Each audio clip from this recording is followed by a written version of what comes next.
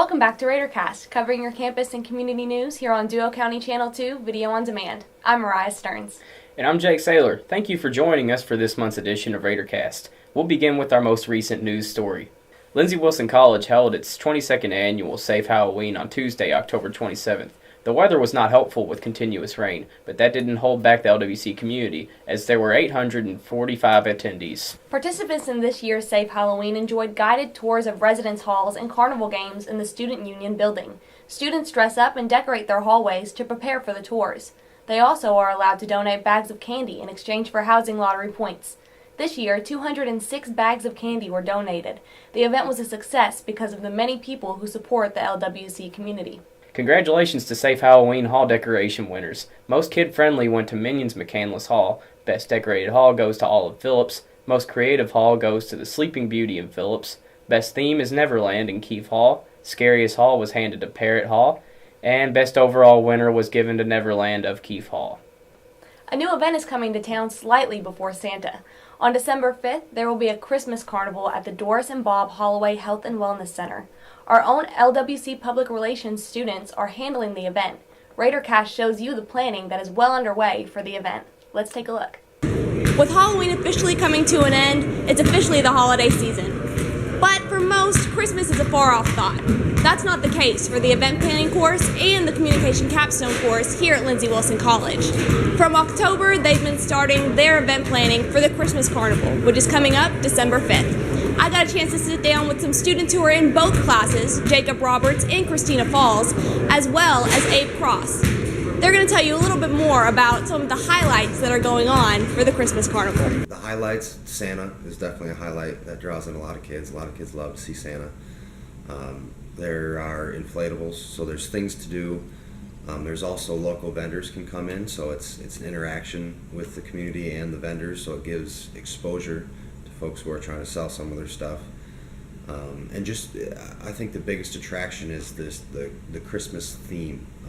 Christmas is a good time of year. It elicits warm feelings in folks, and when we go into the Wellness Center for the Christmas Carnival, it's going to be just decked out with Christmas decorations and really kind of invoke those same feelings that you get on Christmas morning. It's kind of our goal.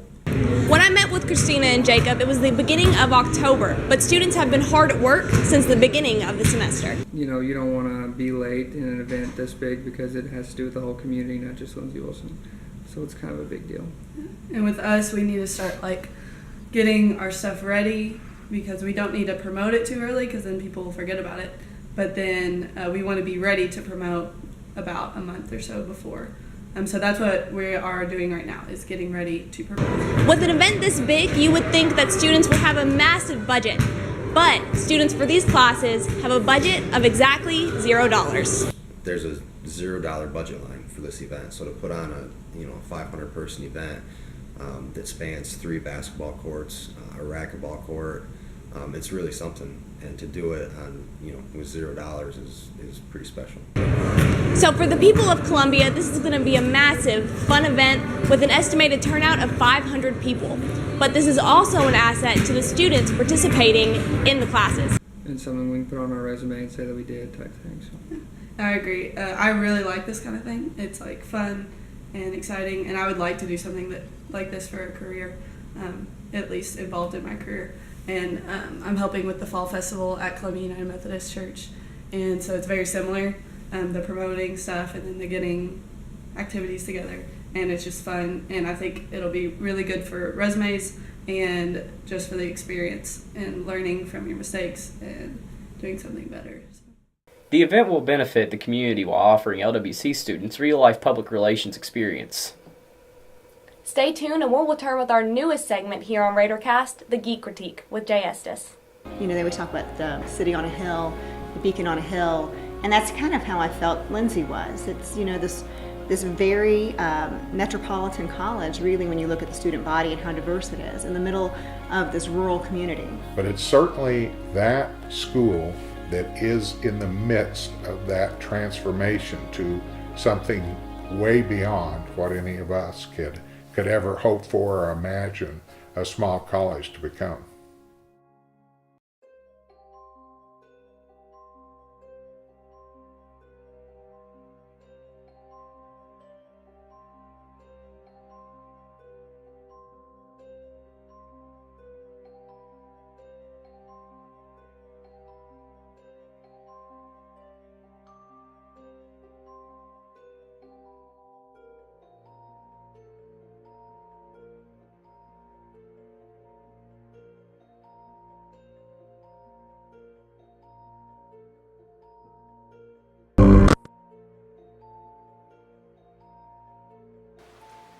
I'm Jay Estes, your geek, and that was my critique.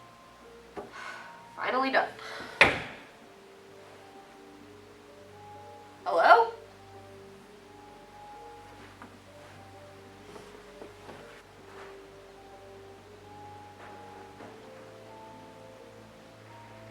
Hello?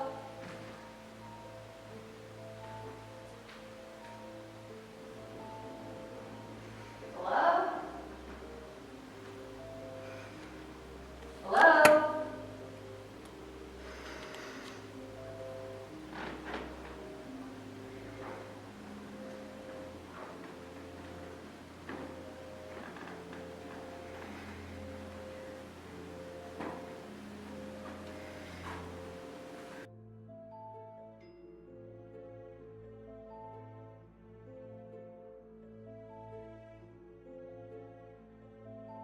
This is Geek Critique. I'm your geek, Jay Estes. Whether it's Star Wars vs. Star Trek or Wizards vs. Hobbits, I'm going to be here covering all the frontline and behind-the-scenes news of everything geek, nerd, and spooky, animatronics included, some assembly required.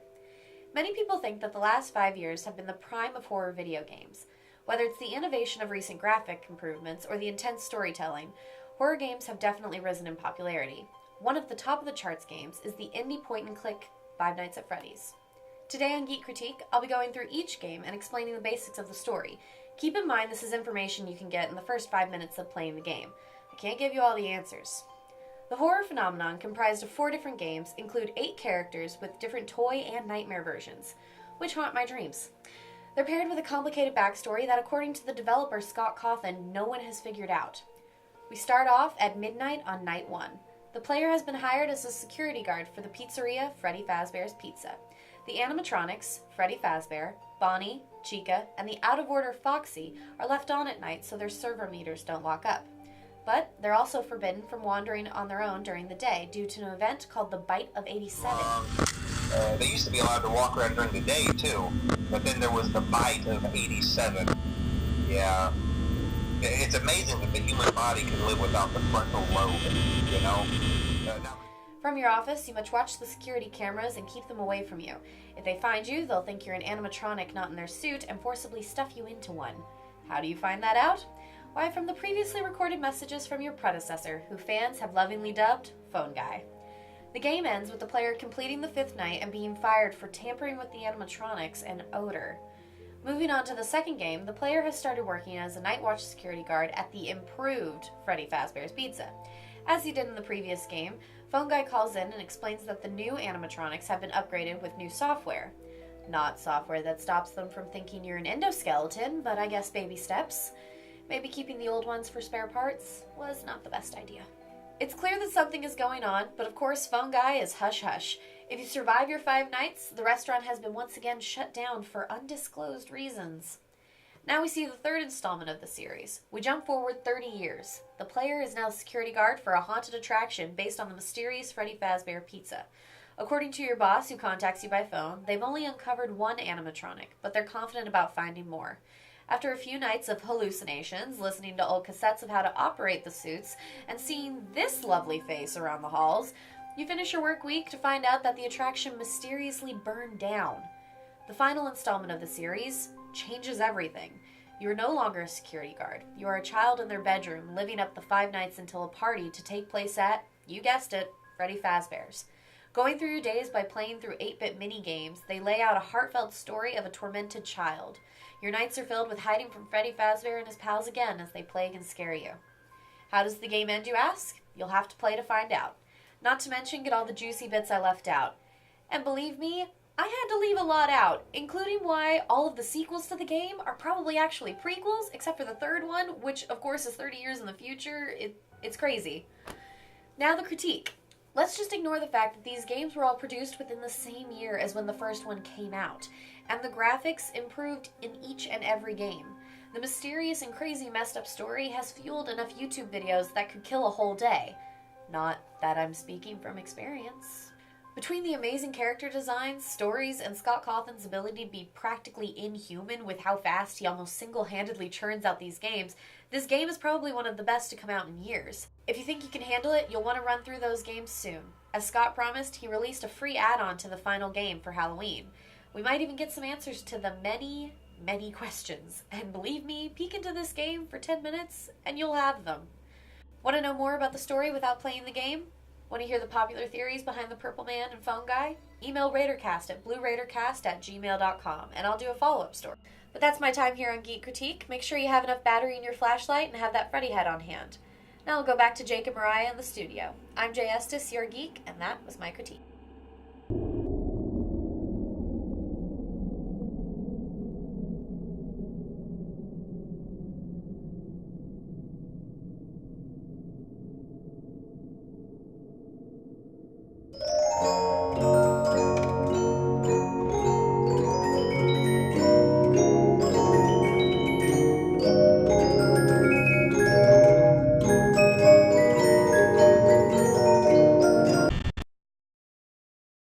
Thanks for staying with us. I'm Mariah Stearns with Jake Saylor.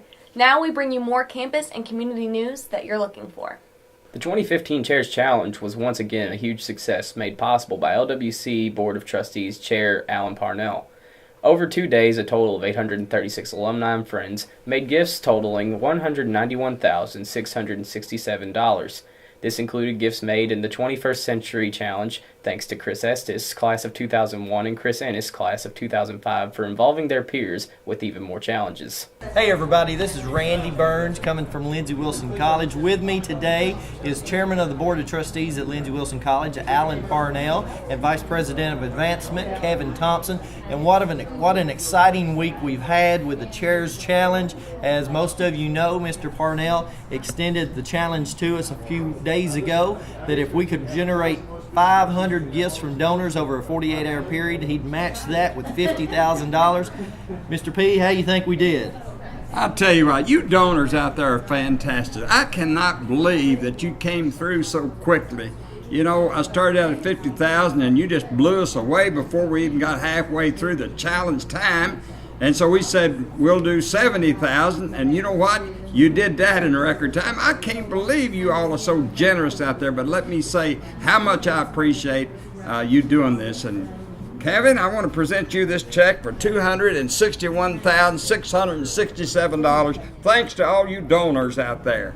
Alan, that is outstanding. And I just want to thank you and Bunny for energizing the whole community toward this effort. We had students, faculty, parents, staff, all contribute, and it's all for the mission of Lindsey Wilson College and to help advance our students. Thank you so much. And thank you, the team. You did a great job. I want to say special thanks to LWC alumnus Chris Estes and Chris Ennis, who also extended the Young Alumni Challenge. That was the one that we were really kind of nervous about, but we all know how important it is to engage young alumni at an early point of their professional life, and they came through and accomplished that goal, and also the money that was raised to help the singers program through the challenge by Chris Ennis.